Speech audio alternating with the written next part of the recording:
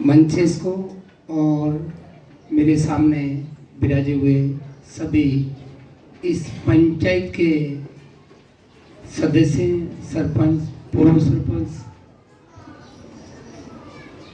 शासन प्रशासन के सभी बुद्धिजीवी महानुभावों को मेरा प्रणाम और यहाँ की प्रिंसिपल साहिबा एवं पूरे स्कूल के सर्व स्टाफ और हमारे साथ में संस्थापक जो खड़े हैं साहब, इनको भी और इनके पूरे परिवार को ढेर सारी शुभकामनाएं।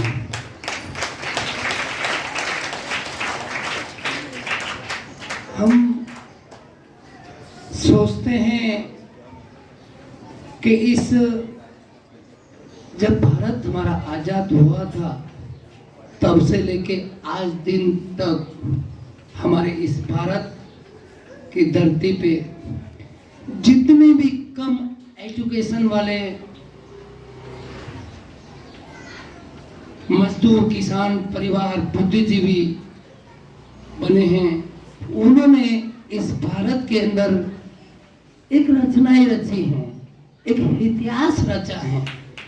ये भी एक इतिहास है कि फैब्रिकेशन, छोटा वेल्डिंग का काम करते करते हम जिस गांव से निकलकर हमारी कर्म भूमि गरुड़ गुजरात में आकर हम इतना बड़ा इस भारत माता की धरती पर इस भारत माँ की को के विकास में हम हमारी कमाई का सारा धन अर्पण करते हैं, ये अनपढ़ आदमी कर सकता है।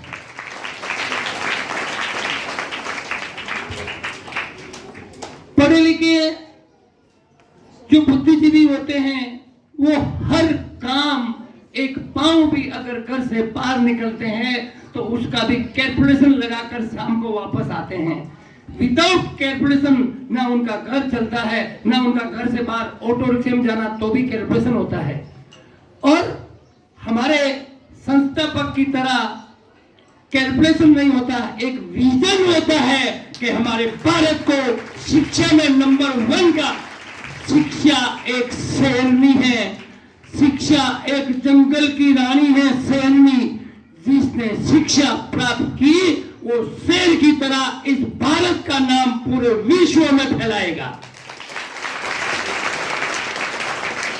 लेकिन हमने शिक्षा प्राप्त नहीं की है, लेकिन हम इस भारत में तो ऐसे भारत रत्न तैयार करेंगे, ऐसे अब्दुल कलाम तैयार करेंगे, ऐसी कल्पना चावला तैयार करेंगे जो हमारे विश्व में हमारे देश का नाम रोशन करेगी। कार्य करते हुए, ऐसे बुद्धिजीवियों के साथ रहते हुए, इनकी नकल करके मैंने एक ये स्थान जो आज आपके सामने ये भाई जो खड़ा है, ये पगड़ी पहनकर, ये स्थान मैंने सिर्फ इन लोगों की नकल करके, इन लोगों की अच्छी बातों को ग्रहण करके मैंने आज आपके सामने खड़ा होने का स्थान हासिल किया है। मेरे प्यारे भाई बहनों, यह हम सभी भारतवासी बैठे हुए हैं, ना हम महाराष्ट्र के हैं, ना हम राजस्थान के हैं, ना हम गुजरात के हैं, हम तो भारत माता के हैं, हम तो भारत माता के हैं।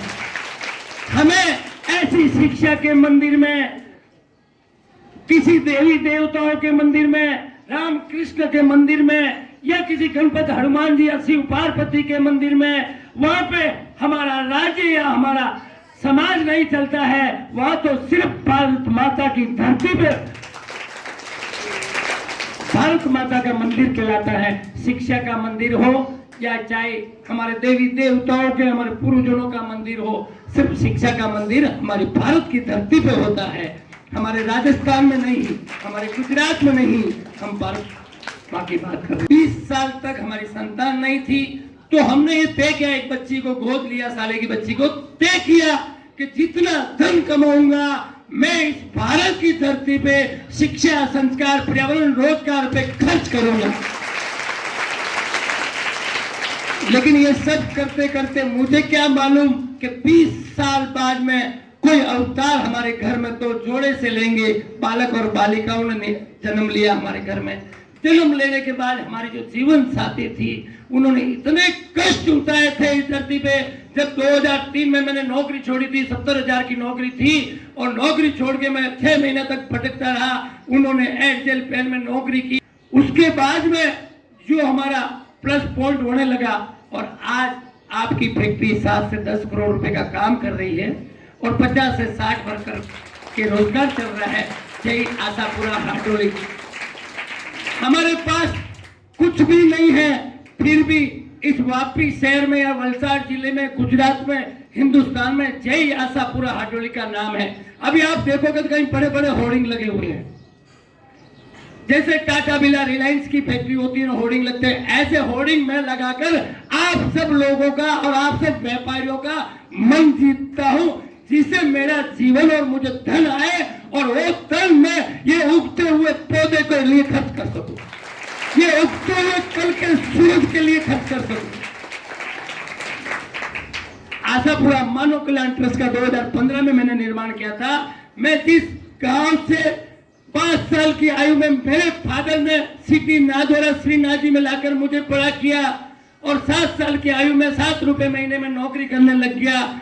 उस फादर की डेथ हो गई 2015 में, तो मेरी जन्मभूमि कुमलगढ़ तहसील कालीजर पंचायत में वापस मुझे 15 दिन रहने का मौका मिला।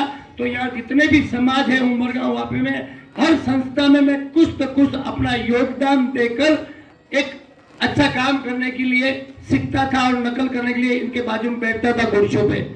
वो नकल इतनी काम आई कि मैंने जब फादर की डेथ हुई तो तय किया मैं 6 लाख खर्च करता हूँ हर साल का सेवाओं के लिए। क्यों नहीं मैं 6 का 12 लाख और बढ़ा दूं। और मैं जिधर मेरे माता पिता पैदा हुए, जब मेरे दादा दादी पैदा हुए, उनके पड़बड़ पोते लड़बड़ पोते कुछ नहीं है, बाजू में राजपूत समाज थी, सक्षम थी।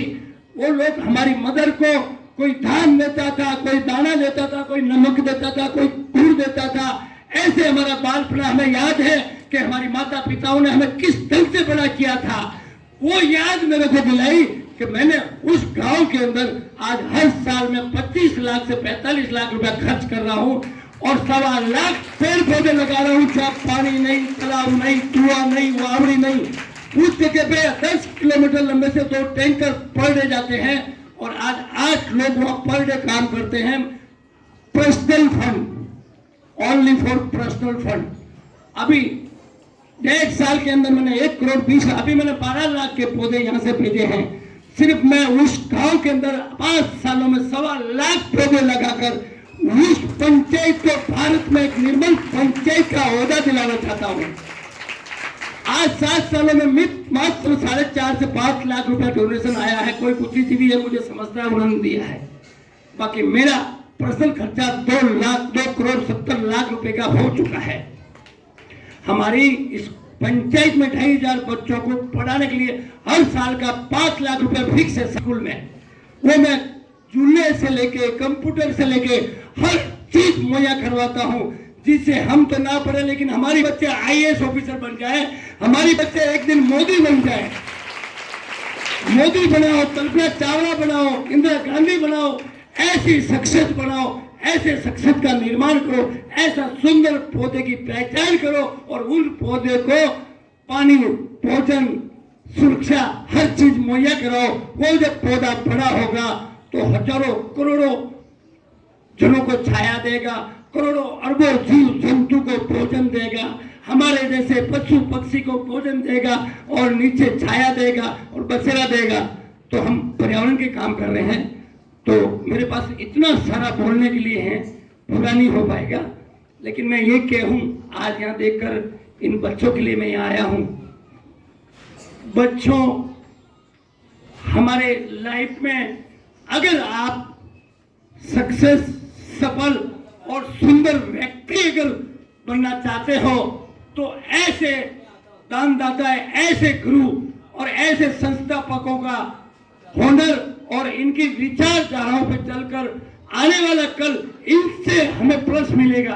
क्योंकि आप शेर की तरह शिक्षा प्राप्त कर रहे हो, हमने नहीं की है, फिर भी हम आपके निर्माण में, ये भारत के निर्माण में हमारे जैसे भाइयों की कोई भी कमी नहीं आएगी।